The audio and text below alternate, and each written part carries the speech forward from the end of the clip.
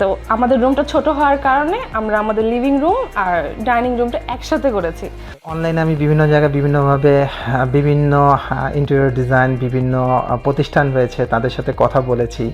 ওইখান থেকে আমার জন্য যেটা মনে হয়েছে সুইটেবল সেটা হচ্ছে ঝর্ণা ইন্টেরিয়র ডিজাইন। হচ্ছে আমার মোস্ট ফেভারিট একটা প্লেসে, যেটা আমার খুবই ড্রিম ছিল যে আমি এরকম করে এটা আমার সব কিছু, আমার ব্যাগ, আমার কসমেটিকের জন্য এটা বানাবো।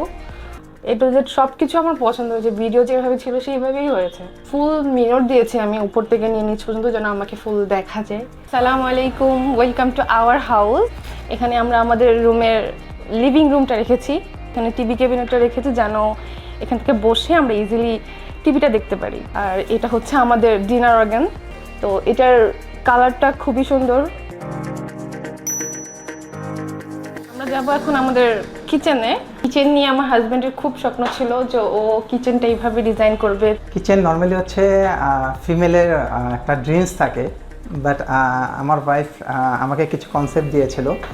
তো ওই কনসেপ্ট অনুযায়ী তো আমি ভাবলাম, নর্মালি হচ্ছে সবাই কিচেন একটা কম্বিনেশন করে, তা আমি ভাবলাম যে আমি শুধু HPL দিয়ে আমি কিচেনটা করব না, কিছুটা ভিন্ন ধরনের মতো একটু দেখায় দেখতে।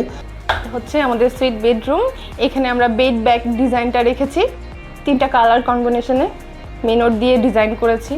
তারপর বেডরুমের সাথে এখানে আমরা আরেকটা টিভি ক্যাবিনেট রেখেছি যেন অ্যাটলিস্ট বেডের থেকেও টিভিটা সুন্দরভাবে দেখা যায়। এটা হচ্ছে আমার রুমের ক্যাবিনেট প্লাস ড্রেসিং টেবিল। এখন আমরা যাব হচ্ছে আমাদের স্টাডি রুম। এটাকে আমরা স্টাডি রুমও বলতে পারি আর হচ্ছে ডিভাইন রুমও বলতে পারি। এখানে আমরা একটা ডিভাইন রেখেছি যেন আমরা বাইরের ওয়েদারটা একটু দেখতে পারি। আর এখানে আমার হচ্ছে স্টাডি টেবিল, স্টাডি সেলফ, বুক সেলফগুলো এখানে করেছি।